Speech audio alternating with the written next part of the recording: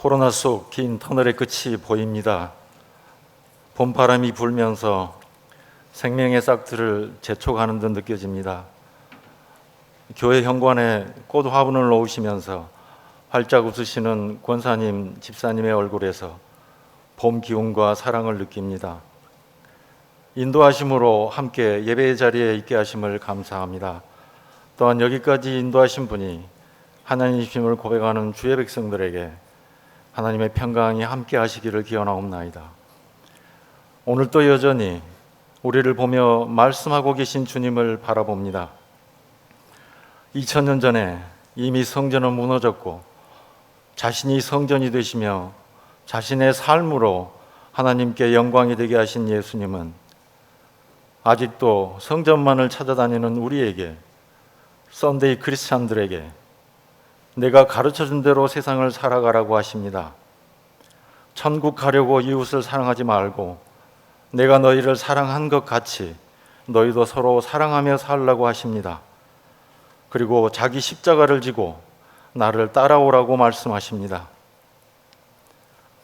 45년 전 권력을 가진 자들의 전횡이 팽배하던 시절, 한 젊은 목회자가 있어 교회 안에서만 기도하는 것이 이불 속에서 만세 부르는 것 같아서 그가 져야만 될 것 같은 십자가는 자꾸 보이고 그것을 부르심이라고 믿고 온실을 뛰쳐나와 같은 뜻을 가진 사람들을 찾아다니고 세상과 싸우다 피해오는 사람들과 동고동락하며 그렇게 사람들이 조금씩 모여 홀로 싸우는 그를 위해 묵묵히 기도해주고 함께 자리를 지키며 그렇게 작은 교회가 되었고 지금 여기까지 인도하셨다고 우리는 고백합니다.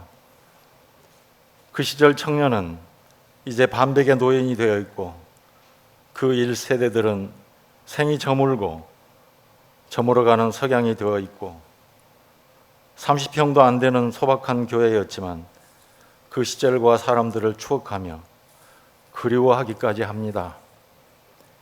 오래오래 전 이스라엘 변방 갈릴리 나사렛에서 목수의 아들 흙수저로 태어나신 예수는 당시 잘 나가는 지도층과 겉과 속이 다른 신앙생활을 하던 종교 지도자들에게 쓴소리와 새로운 하나님 나라를 설파하시다가 함께 동고동락한 사람들에게 배신도 당하고 기득권층들이 괘씸죄로 신앙인을 정치범으로 몰아 억울한 죽음을 눈앞에 두고 고민과 두려움으로 겟세마네 동산에서 땀이 피가 되도록 기도하신 주님을 바라봅니다. 피할 수만 있으면 피하고 싶었던 일, 그러나 주님이 져야 될 것만 같은 그 십자가를 고통의 기도 끝에 하나님께 맡기며 오히려 이 일을 잘 감당하여 저들로 하여금 하나님을 알게 하며 영광을 돌리신 그분을, 피 터지게 기도하고 계신 주님을 사순절 기간 내내 바로 옆에 서서 지켜보고 있는 나를 상상해 봅니다. 그리고 십자가를 받아들인 예수님은 나의 하나님 어찌하여 나를 버리시나이까 하시고 아버지 내 영혼을 아버지 손에 부탁하나이다 하고 십자가에서 숨지셨습니다. 이제 내가 세상을 이겼다고 말씀하시는 주님을 바라봅니다. 크리스찬이라고 말하기도 부끄럽고 크리스찬으로 살아가기도 너무 힘든 세상살이입니다. 우리가 비록 미약한 존재들이지만 하나님의 능력을 빌어 세상살이의 어려움을 해결하고 우리가 얻고 싶은 것들만 구하는 것을 넘어서서 예수님의 가르침과 삶을 받아서 우리가 두려워하는 모든 것들, 궁핍함, 두려움, 억울함, 전쟁과 혼란, 질병의 공포, 배신감, 모욕감, 죽음까지도 그것들을 마주하는 우리 태도를 예수님이 하나님을 의지하며 감당해내신 태도로 반틈이라도 해내므로 우리도 말씀이 세상을 이겼음을 증거하며 예수님의 증인이 되고 모든 속박에서 자유하며 살아가게 하옵소서.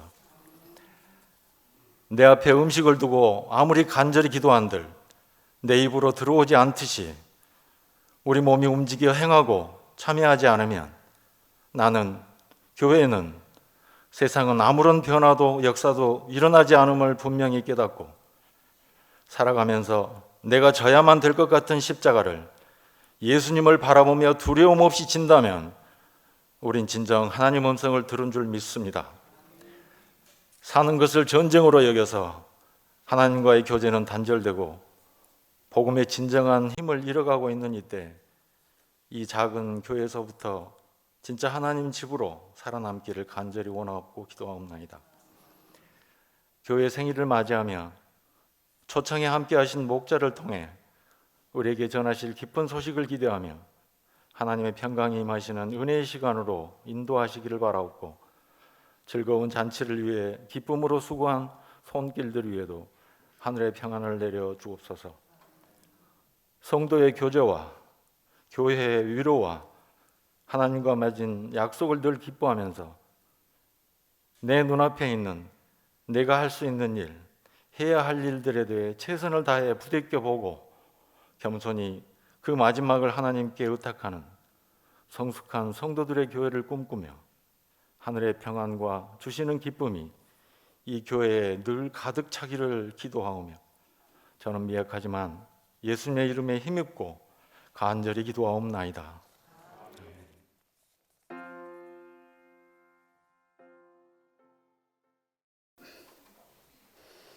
하나님 말씀입니다.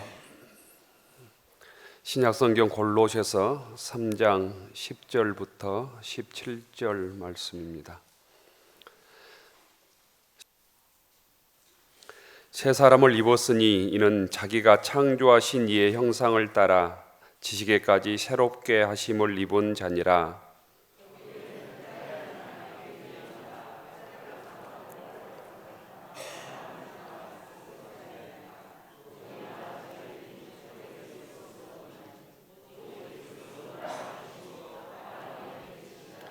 그러므로 너희는 하나님이 택하사 거룩하고 사랑받는 자처럼 긍휼과 자비와 겸손과 온유와 오래 참음을 옷 입고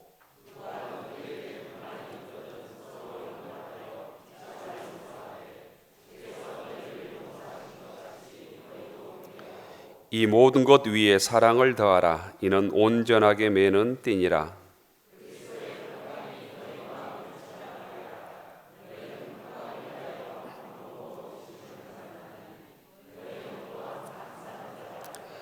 그리스도의 말씀이 너희 속에 풍성히 거하여 모든 지혜로 피차 가르치며 권면하고 시와 찬송과 신령한 노래를 부르며 감사하는 마음으로 하나님을 찬양하고 또 무엇을 하든지 말이나 일이나 다 주 예수의 이름으로 하고 그를 힘입어 하나님 아버지께 감사하라.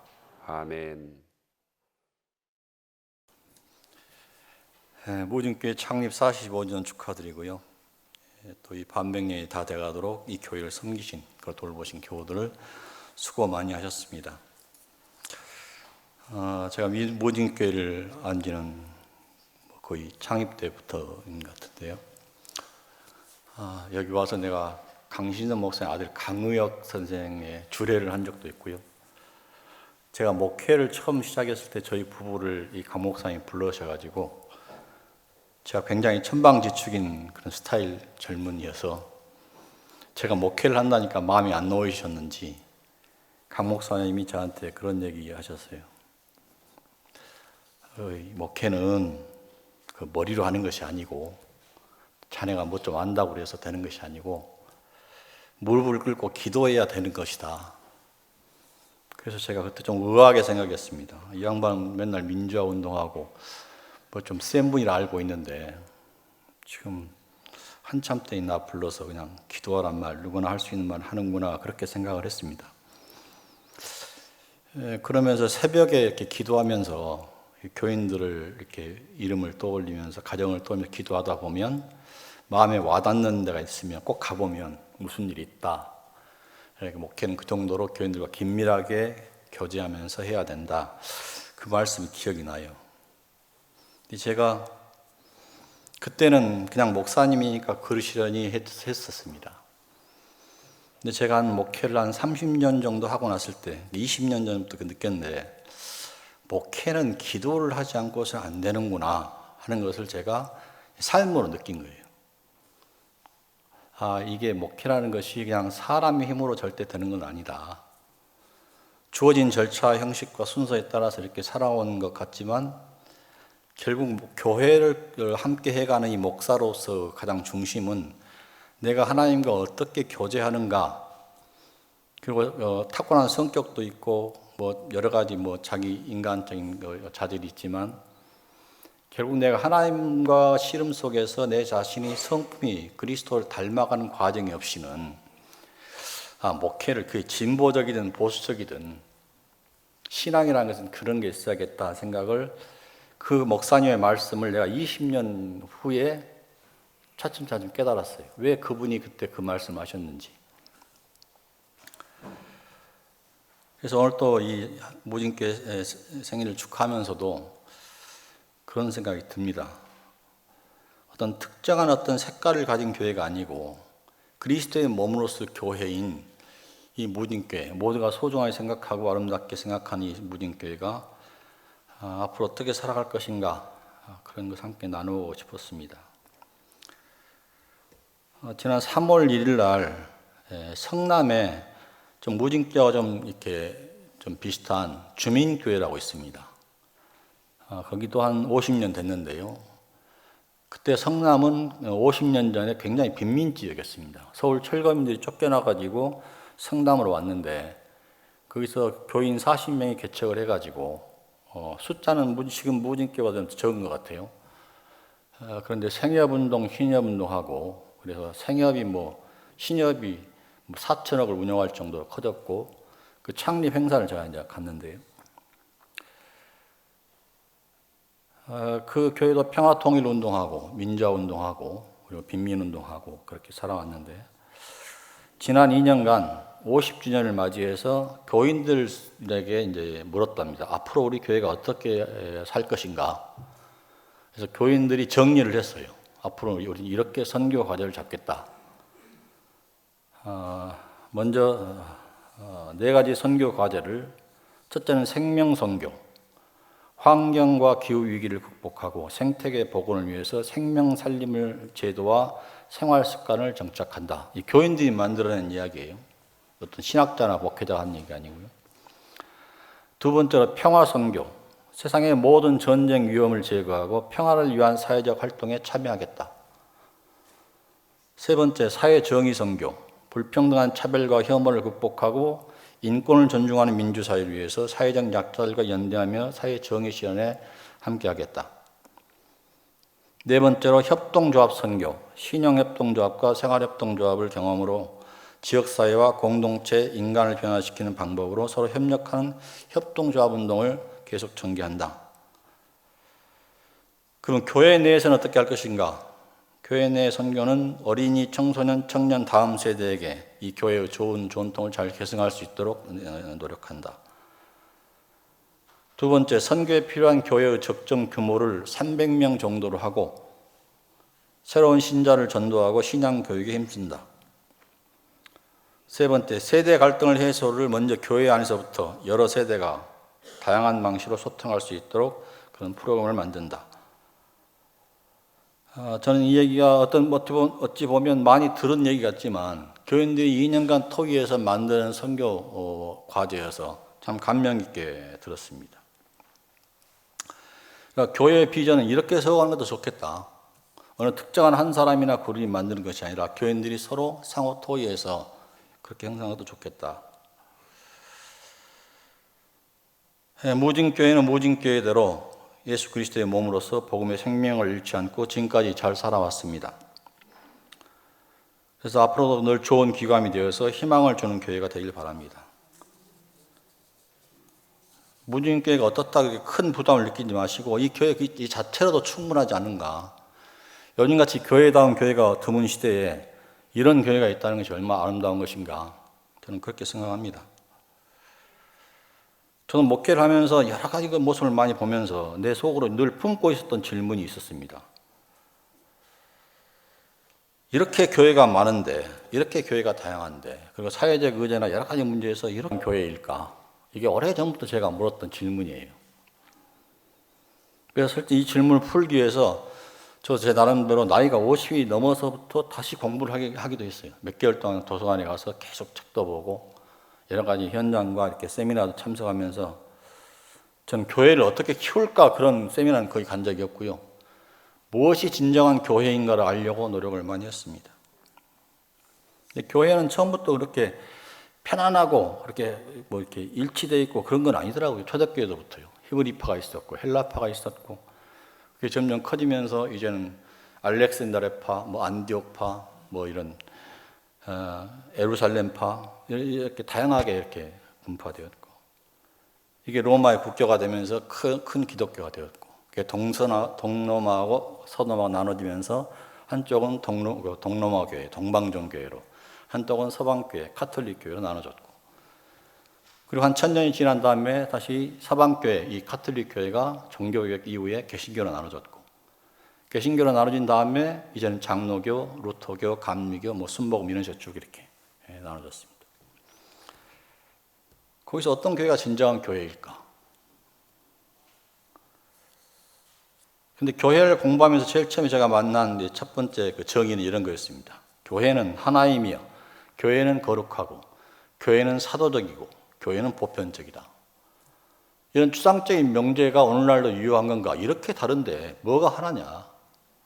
이렇게 교회가 오류가 많은데 뭐가 거룩하냐? 그리고 정말 교회가 예수 그리스도를 따른 사도적인 교회인가? 그리고 누구에게나 통용될 수 있는 예수의 복음이 그런 것인가? 다양하지만 한 하나님, 한 그리스도, 한 성령 안에서 일치한다, 교회는. 이 얘기도 교회가 서로 이렇게 점점 퍼져나가면서 각 지역마다 서로 다른 특성을 보이니까 함께 모여서 회의하면서 어떻게 해야 교회를 하나로 표현할 수 있겠는가 하는 그런 정의에서 나온 겁니다. 역사적으로 그런 배경이 있죠. 교회가 왜 거룩한가? 그리스도를 만나서 회개하고 하나님의 은총으로 거룩해 새롭게 갱신되는 삶이 거룩한 거고 그 예수 그리스도의 관련 속에 이어져 나온 것이 사도적인 것이고 또 교회의 복음, 예수의 복음이라는 건 어디서나 누구에게나 구원의 기회가 열려있다는 점에서 보편적이다.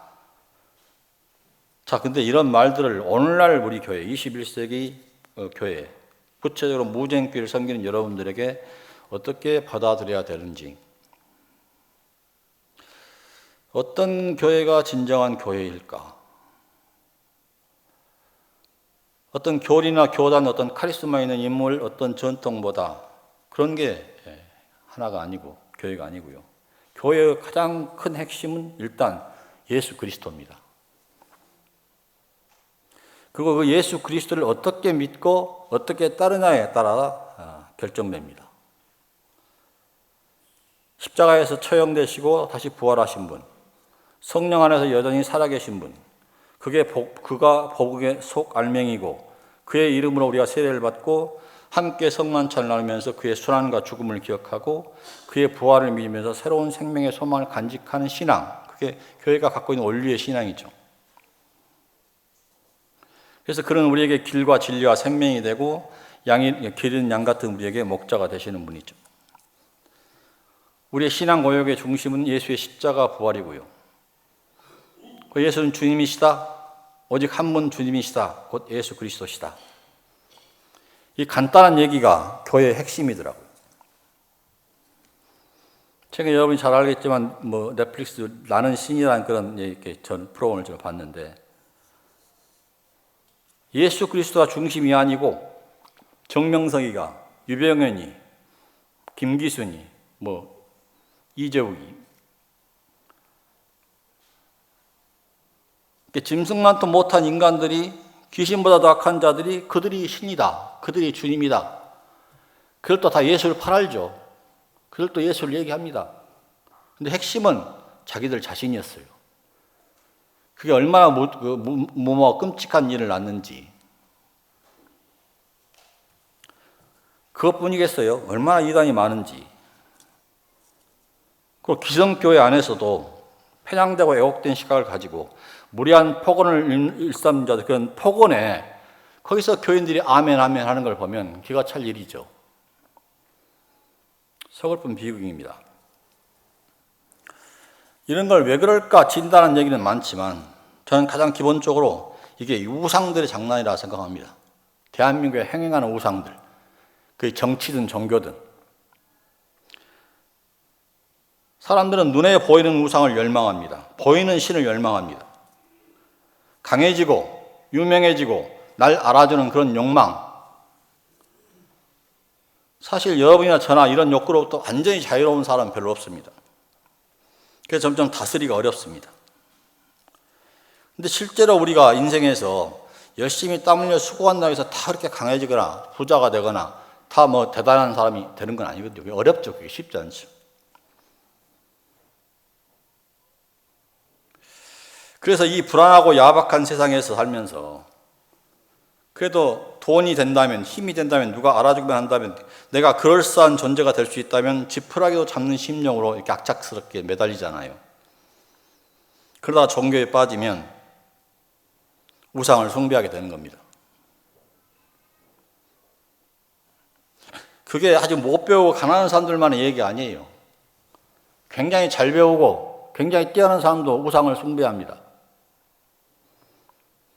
그래서 일찍 어떤 에릭 프롬이라는 사람이 그렇게 말했습니다. 우상이란 인간의 권력에 대한 강한 열망이 형상화된 것이다.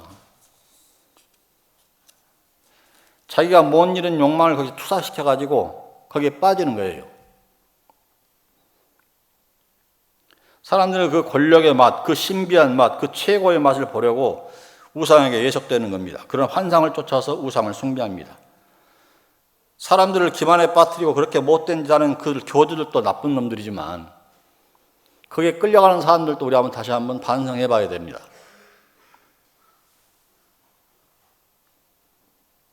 한국 교회 대다수 교인들이 무엇에 아멘하고 있는가?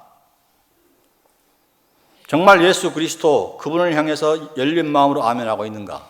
아니면 자신의 욕망을 투사하는 그런 사람들의 말에, 그런 사람들의 폭력적인 말에, 그 사람들의 부황한 말에 거기에 아멘하고 있는가?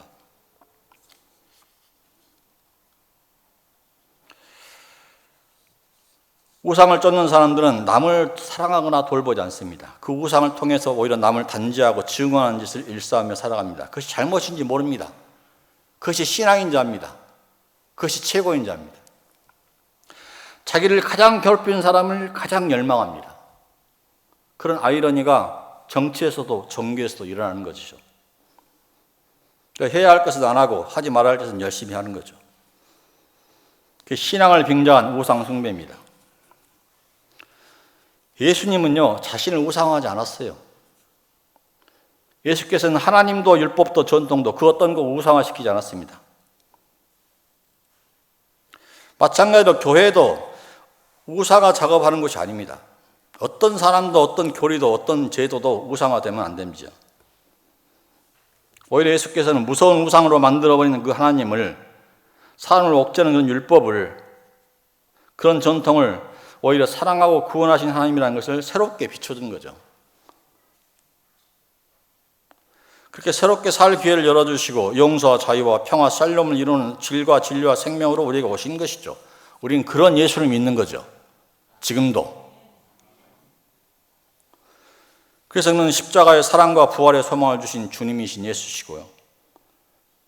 그가 가리킨 하나님은 아빠, 아버지 하나님입니다. 그리고 그 예수 안에서 예수를 통해서 역사하는 하나님의 영 성령을 우리가 믿는 것이고요. 이런 고백이 그리스도 교회의 가장 근원적인 기점이고 본질이고 근본 표상입니다. 변질되면 안 됩니다. 처음에는 그렇게 시작했다가 나중에 이게 다른 이름으로 바뀌고 다른 제도로 바뀌고 그러면 안 되는 거죠. 그리스도의 바탕은 예수 그리스도입니다. 그런 고백에 우리가 서는 거죠. 여러분, 예수님을 내가 다시 공부하면서 그 예수님의 그 당시 사회적 입장에서 어떤 입장을 샀는가를 참 정말 살얼음 것도 사셨구나. 그분은 무슨 금욕주의자도 아니었고요. 율법주의자도 아니었고요. 어떤 혁명주의자도 아니었고 권력을 추구하지도 않았습니다.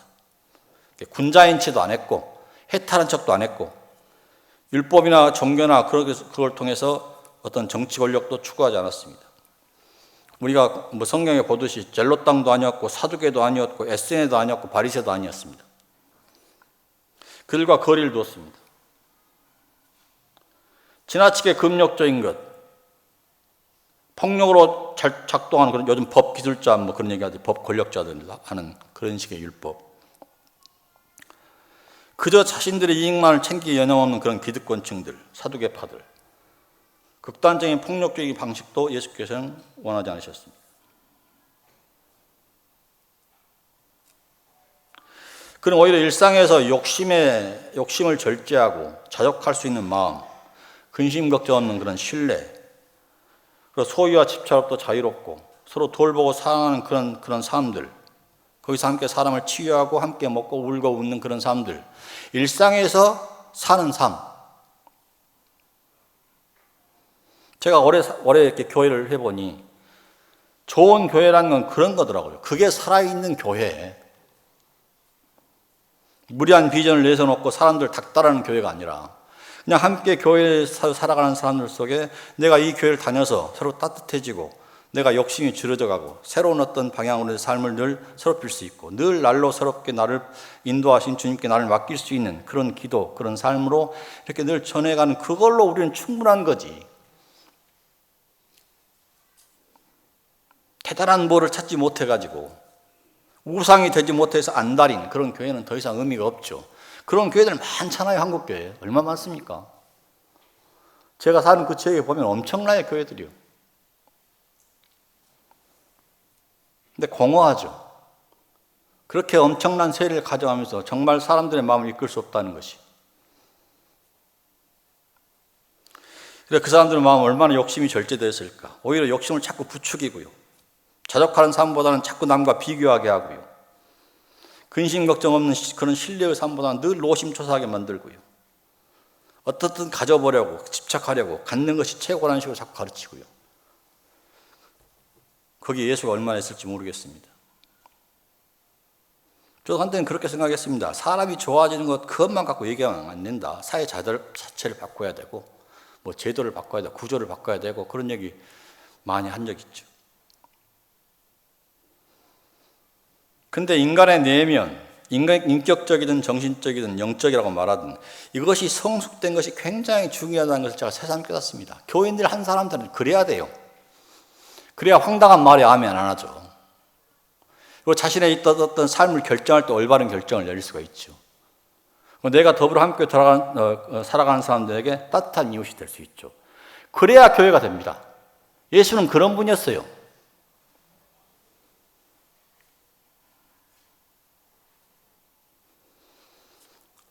대단한 번듯한 교회를 다니고 직분도 괜찮고 사회적으로 꽤 이렇게 명망 있는 사람도 굉장히 무서운 일, 황당한 일, 어리석은 일을 저지르기 쉬워요. 우상을 섬기고 있으면. 우상에 사로잡히면 눈에 뵈는 것이 없습니다. 무례하게 되고요. 거짓과 배반을 일삼게 되고요. 잔인하고 비정한 짓을 서슴지 않게 됩니다. 여러분 요즘 많이 보지 않습니까? 그런 권력자들, 그런 종교인들. 교회는 예수 그리스도를 중심으로 몸과 마음과 영혼의 공동체입니다. 그분의 말씀을 듣고 성령을 통해서 또 성찬을 통해서 우리는 한때 모여서 예배드리고 용서를 구하고 친교를 하면서 공동체 이루죠. 이만한 공동체 없어요. 교회는 참 아름다운 것입니다. 행복한 것입니다. 제가 은퇴하고 혼자 살아보니까 교회만한 것이 없어요.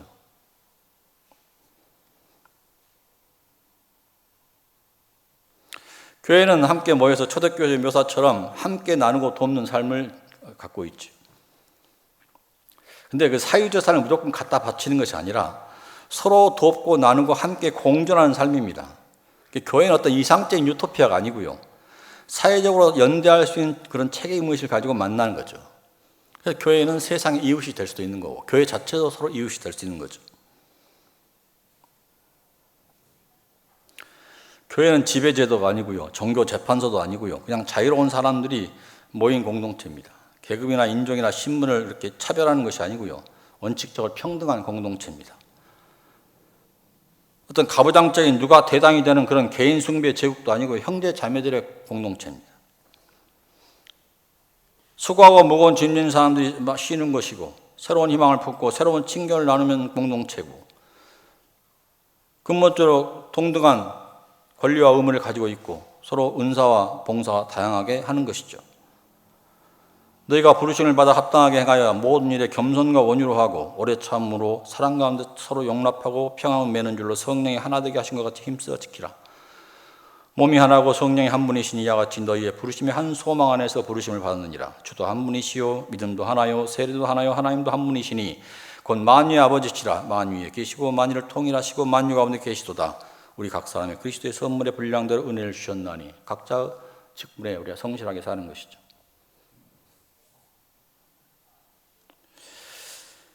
우리가 예수 그리스도에 대한 그런 신뢰, 그분의 삶에 대한 함께 따라가는 그런 삶, 그의 이름으로 세례를 받고 그의 예수님을 어떻게 하나님으로 또는 성령과 함께 이야기하는 삼위일체의 고백이 나왔지만 핵심은 예수입니다. 예수 없이 다른 건 의미가 없습니다.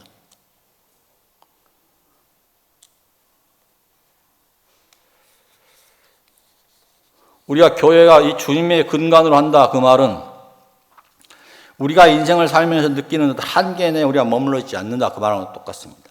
여러분 인생을 살지만 여러분 자신의 인생에 대해서 통탄하지 않는 사람이 얼마나 있겠어요? 내 한계에 뻔하잖아요. 우리가 사는 세상, 내가 살아오는 삶, 내 주변. 그러나 우리는 예수를 만났고 그분을 통해서 삶을 새롭게 회개할 수 있고 그분에게 새로운 삶을 사는 세례를 받고 삶에 늘 용서의 지평이 열려 있고 그 안에서 예수의 말씀을 따라 서로 책임지고 연대하면서 함께 살아가는 길을 배우고 서로 다르지만 자신의 역할을 깨닫고 한명의 선을 이루는 삶을 그만한 삶이 어디 있어요? 이 세상을 이끌어가는 리더들이 이만한 삶만 살아도 세상은 이렇게 되지 않죠. 오래전부터 예수님은 우리에게 그렇게 가르쳐 왔습니다. 무진교회라는 특정한 교회를 여러분이 섬기고 있습니다. 무진교회만이 갖는 역사가 있고 관계가 있을 겁니다. 수많은 교회 중에서 여러분은 이 교회를 선택하셨고 이 교회를 통해서 예배를 드리고 신앙을 배우고 하나님의 은총을 함께 나누고 살아갑니다. 이 교회만의 특성이 있고 자존심과 긍지도 있고 동시에 문제와 한계들도 있을 겁니다. 그건 어느 교회나 마찬가지예요. 그러나 교회는 그 자기 나름의 역량을 가지고 살아갑니다. 시간과 공간의 제약도 가지고 있습니다. 그러나 교회는 하나이고 교회는 거룩하고 교회는 사도적이고 교회는 보편적이라는 그 말씀을 비춰보면 무진교회 모든 성도님들은 그 모든 한계에도 불구하고 한 하나님 한 그리스도 한 성령 안에서 세례받고 성찬을 나누고 말씀과 칭교와 봉사를 나누며 살아갑니다. 그런 기본이 살아있으면 교회가 살아있는 거예요. 그리스도 안에서 우리는 하나이고 그리스도 안에서 일치합니다. 우리 죄를 씻어주시고 의롭게 하신 은총에 힘입어 살고요. 회개와 용서 가운데 우리를 거룩하게 하는 은총을 받는 거죠. 그래서 우리는 거룩한 공동체에 속하는 거죠. 우리는 다 다른 사람들이고 각자 다 한 사람뿐인 한 사람이지만 모두 하나님의 사랑을 받을 수 있고 하나님의 큰 품에 있는 생명으로서 우리는 보편적인 사람들입니다. 누군지 예수를 믿고 다른 이들에게 주시는 생명에서 우리의 시공간의 한계를 넘어서 다 함께 하나님의 생명에 참여하고 있는 것이죠. 이러한 생명의 길을 열어준 예수 그리스도, 그를 복음으로 선포합니다. 그를 사랑하고 그를 믿고 희망하면서 구원의 복음을 이어가는 사도적인 삶을 살아가는 것, 그것이 무진교회죠. 그래서 무진교회도 주 예수 그리스도 안에서 하나님이여 거룩하고 보편적이고 사도적인 교회입니다. 이 교회가 45년 살아온 동안 그늘진 것도 있고 아픈 것도 있겠지만 또 빛나는 것도 있겠습니다.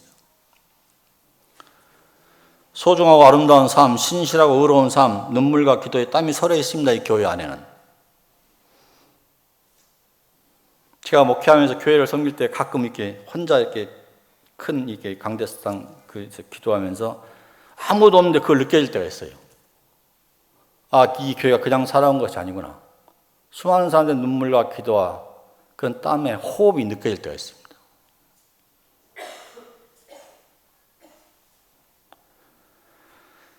교회는 세상을 등지거나 세상에 대해서 문을 걸어 잠그는 것이 아니고요. 이 외롭고 두려운 인생들이 그저 세상이 싫고 세상이 미워서 숨어드는 것도 아니고요. 오히려 교회는 문을 잠그고 두려움에 떨던 사람들이 부활하신 예수를 만나서 문을 열고 나왔듯이 거기에 성령이 임해서 복음을 증거하며 세상에 나갔듯이 그게 교회입니다.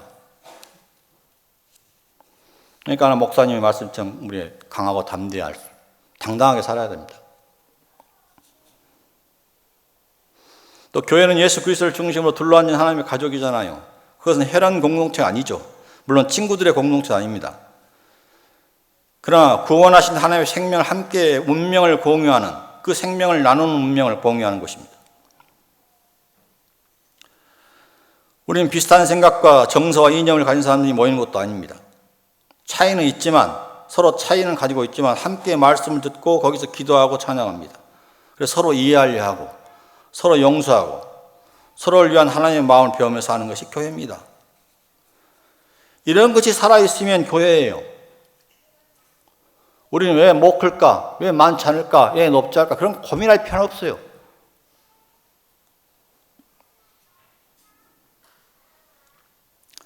성격도 일도 다르지만 살아온 배경도 생각과 감정과 욕구도 다르지만 우리는 그런 것들이 우리 교회가 기반이 아니고 예수 그리스도가 기반이고 중심이기 때문에 예수의 영을 나누고 살기 때문에 우린 예수를 만나서 사람을 참담하게 하고 비참하게 하는 모질고 냉정한 마음이 버려지잖아요. 그런 마음 갖고 예수 복해서 못 믿습니다. 결국 우리가 갈 길은 사람을 돕고 살리는 자비와 연매의 심령을 배우게 됩니다.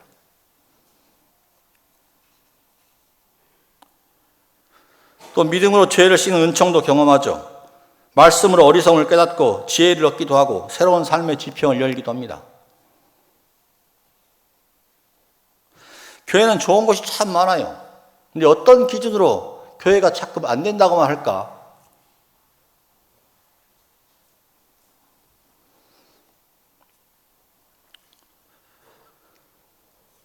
그 하나님의 은혜의 여정은 우리 인생의 공공에서 이겨내게 하는 인내의 근력도 만들어주고요.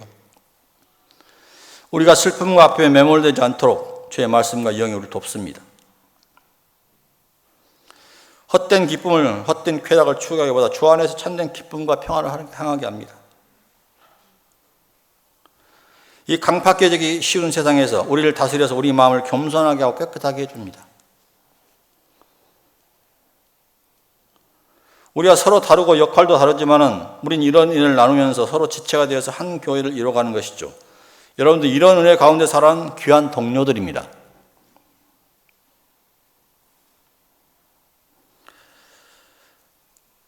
교회는 생각과 감정과 입장이 일치하는 사람들이 모였다거나 혈연만 있다거나 그냥 친밀만 가는 친구들의 공동체 아니라 했는데 또 모든 재산과 물질을 완전히 공유하면서 한 지붕 안에 사는 그런 공동체도 아닙니다. 오히려 그런 공동체가 훨씬 더 위험해요. 사도행전 2장의 그런 이상적인 교회의 모습을 너무 지나치게 과장할 필요는 없습니다. 우리는 물리적으로 모든 것을 함께 할 수 없고요. 모든 걸 공유할 수도 없습니다. 다 각자의 삶이 있고 그 나름대로 소중하고 존중돼야 됩니다. 그렇게 살면서 거기서 함께 하는 것이죠. 저도 생각해 봅니다. 신앙이 내 삶에 어떤 영향을 미쳤을까? 형식적이고 위선적인 신앙이 아니라면 신앙은 우리가 하는 생각과 말과 행동에 영향을 주고 우리가 맺은 관계와 일들에 작용을 하더라고요. 내가 돈을 어떻게 쓰고 어떻게 시간을 보내고 어느 정도 뭘 즐기고 어디서 뭘 그만둘까 하는 것을 결정할 때 신앙이 굉장히 영향을 미치더라고요. 문제는 신앙과 아무 상관없이 결정해버리는 것이 문제죠. 우리도 감정이 있고 스트레스가 있고 무료할 때도 있고 정신없이 바쁠 때도 있는데 그걸 조절하고 이겨내고 견디고 감당하며 살아가야 됩니다. 때로 운동도 해야 되고 때로 놀기도 해야 되죠. 혼자 있고 싶을 때도 있고 같이 있고 싶을 때도 있죠. 그게 인생이죠. 우리는 그 인생에서 우리는 하나님을 의지하고 예수 그리스도를 의지하면서 그분에게 이끌려 살아갑니다. 그게 불편한 게 아니더라고요.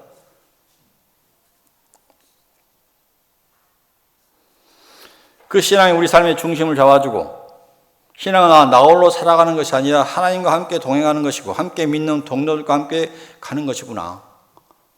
그것만 해도 인생이 얼마나 행복한 것입니까? 우리는 교회를 통해서 이런 삶을 살아가죠. 함께 기도하고 찬양하고 말씀을 나누고 서로 함께 헌신합니다. 거기서 함께 책임을 나누고 은혜를 나누고 우리 몸과 마음과 영혼을 사롭힙니다. 서로 칭찬하면서 기쁨과 슬픔을 나누고 우리가 요즘 뭐가 좋은지 뭐가 두려운지도 함께 나눕니다. 우리가 어떤 변화를 겪고 있는지 어떤 과정을 지니고 있는지도 나누기도 합니다. 또 서로 직분을 함께 책임지고 물질과 시간의 일부를 함께 나눕니다. 이런 과정을 통해서 하나님 안에서 함께 배우고 섬기고 행복한 삶을 살아가는 거죠. 교회는 그런 것입니다. 행복한 것입니다. 이런 삶이 없이 교회가 덩치가 아무리 크면 뭐합니까? 대단한 히트 치는 작업을 하면 뭐합니까? 내가 행복하지 않는데.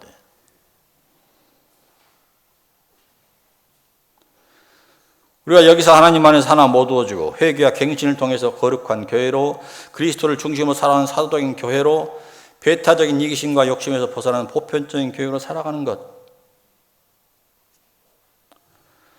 그래서 엄청난 규모가 큰 교회가 그런 교회만이 보편적인 교회가 아니라 크지 않더라도 예수를 중심으로 살아가는 공동체가 그 공동체가 하나이며 거룩하고 보편적이고 사도적인 교회다. 교회를 에클레시라 그렇습니다. 에클레시아. 에크란 말은 뭐뭐로부터 나온다는 뜻이고 이 칼레오란 말은 부른다는 뜻입니다.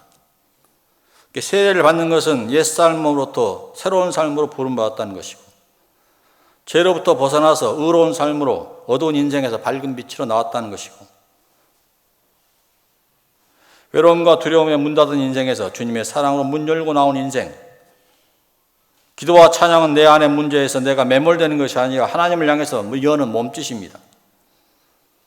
말씀은 우리 생각에 머물러 있는 것이 아니라 우리를 하나님의 뜻을 불러내어서 우리를 이끌어주는 은총입니다. 여러분들 에클레시아입니다. 여러분 무엇으로부터 어디로 가고 있습니까? 함께 성찬을 나누는 것은 우리 삶으로 자신을 내어주신 예수의 생명으로 우리를 불러내는 것입니다. 죄짓기 쉽고 소심하기 일쑤고 배신을 밥 먹듯이 하는 이 삶에서 우리를 은총으로 거룩함으로 충신함으로 불러내는 곳이 교회다 그 말입니다.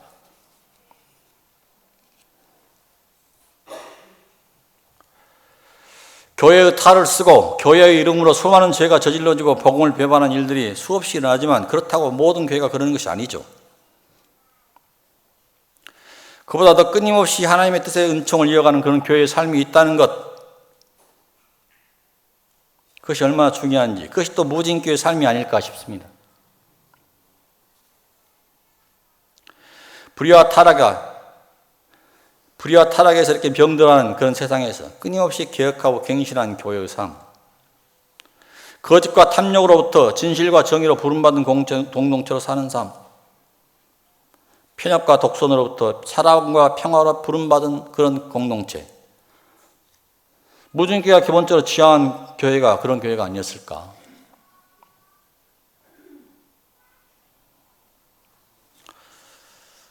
교회에 대한 수많은 사설들이 많이 있지만 저도 그런 생각을 하게 됩니다.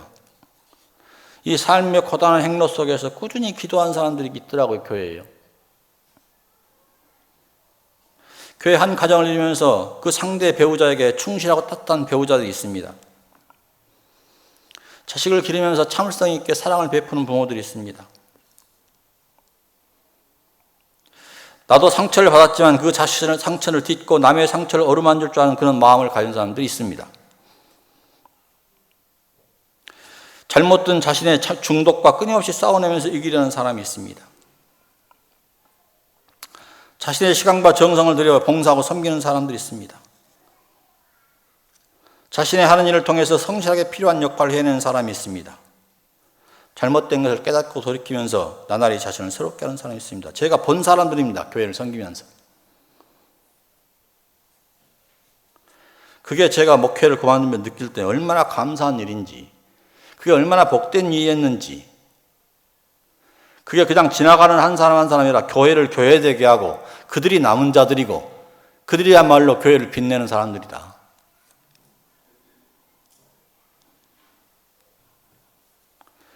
그런 사람들이 있는 곳에 복음의 증거가 있는 것이죠. 그들이 합력해서 예배 공동체를 이루고 친교 공동체를 이루고 봉사와 선교에 함께 참여합니다. 그게 복음의 증거죠. 그래서 교회는 의미가 있습니다.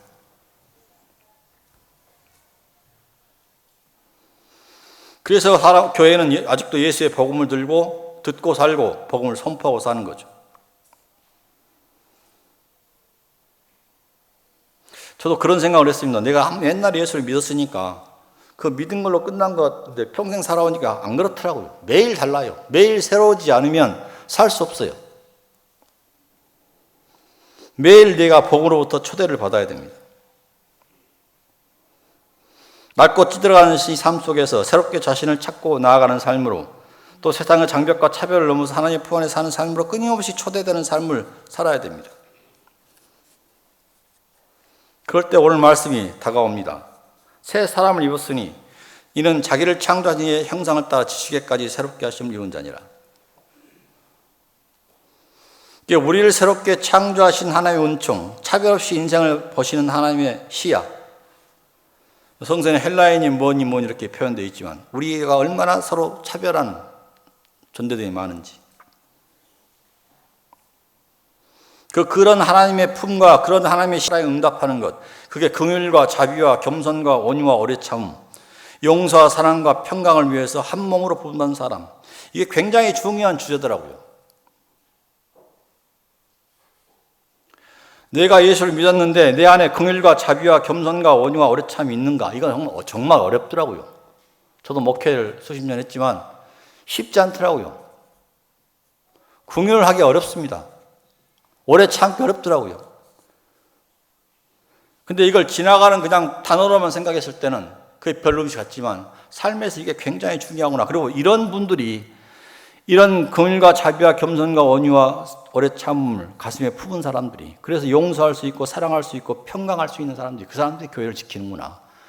그들이 교회를 지켰을 때는 교회는 변질되지 않는다.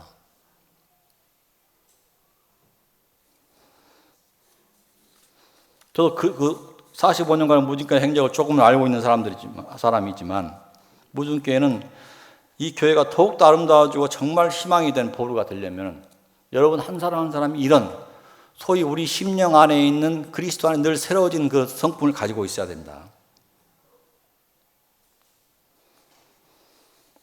저도 오랫동안 그 기도에 대해서 가르쳐 왔지만 요즘 제가 하는 그런 모든 기도는 거의 감사입니다. 감사.